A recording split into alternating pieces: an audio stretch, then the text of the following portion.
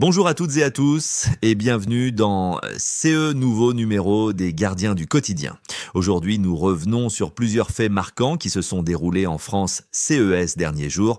Des agressions en plein cœur d'événements festifs, des attaques contre les forces de l'ordre, mais aussi des affaires judiciaires troublantes. CES. La feria de Carcassonne, événement festif qui a réuni des milliers de participants, a malheureusement été entaché par plusieurs incidents graves. Dans la nuit du samedi 30 au dimanche 31 août, un Marocain de 30 ans, déjà sous le coup d'une obligation de quitter le territoire français, a été interpellé par la brigade anticriminalité après avoir agressé sexuellement une adolescente en pleine soirée. La victime a porté plainte. Quelques heures plus tôt, un policier avait reçu un coup de poing violent de la part d'un individu ivre, entraînant 6 jours d'incapacité totale de travail. Enfin, une touriste espagnole a été victime d'un volume à la tire, mais son fils est parvenu à rattraper les auteurs, 2 adolescents de Tirtinan, originaires de Sarajevo. Une fête populaire à une agression du quotidien, direction Lyon. Mardi tout septembre, à l'aube, une policière en civil circulant à trottinette a été agressée sur le quai du Général Saraï.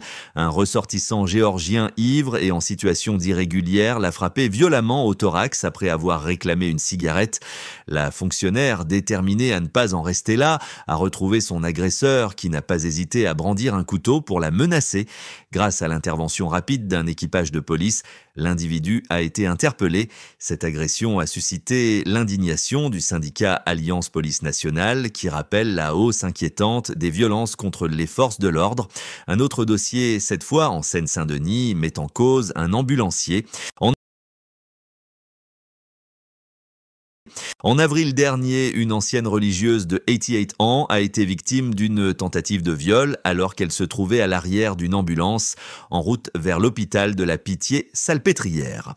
Selon l'enquête, l'ambulancier aurait tenté à plusieurs reprises de toucher la victime, allant jusqu'à lui imposer un geste déplacé. De retour dans son établissement, la femme a immédiatement alerté un employé et porté plainte. Le suspect, âgé de 43 ans, a été identifié, interpellé puis mis en examen le 22 août avant d'être placé en détention provisoire. Les juges cherchent désormais à savoir s'il pourrait y avoir d'autres victimes. Enfin, direction l'Essonne, où un dossier judiciaire interroge sur la fermeté des sanctions. Sur la RN20 à Morigny-Champigny, la police a intercepté un Toyota RAV4 signalé volé. Au volant, Bilal A, 91, de nationalité marocaine et en situation irrégulière, placé en garde à vue. Il a reconnu transporter le véhicule vers Orléans pour le compte de commanditaire. Présenté au parquet d'Evry, il a été poursuivi pour recel de volume, mais à la surprise de beaucoup, il a été remis en liberté sous contrôle judiciaire avec interdiction de conduire jusqu'à son procès en février 2026. En attendant, il demeure sur le territoire.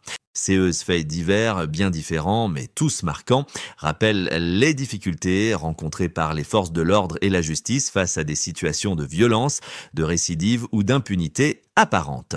Vous venez de regarder Les Gardiens du quotidien. N'hésitez pas à vous abonner, liker et partager pour soutenir notre travail d'information et de prévention. Merci à tous de nous avoir suivis. On se retrouve demain pour de nouvelles actualités. D'ici là, restez vigilants et surtout, n'hésitez pas à partager vos expériences ou vos conseils en commentaire. Votre témoignage peut aider d'autres personnes à éviter le pire. Abonnez-vous à la chaîne et rejoignez la communauté des Gardiens du quotidien pour ne rien manquer des prochaines alertes, faits divers et conseils de sécurité. Parce que prévenir, c'est déjà agir.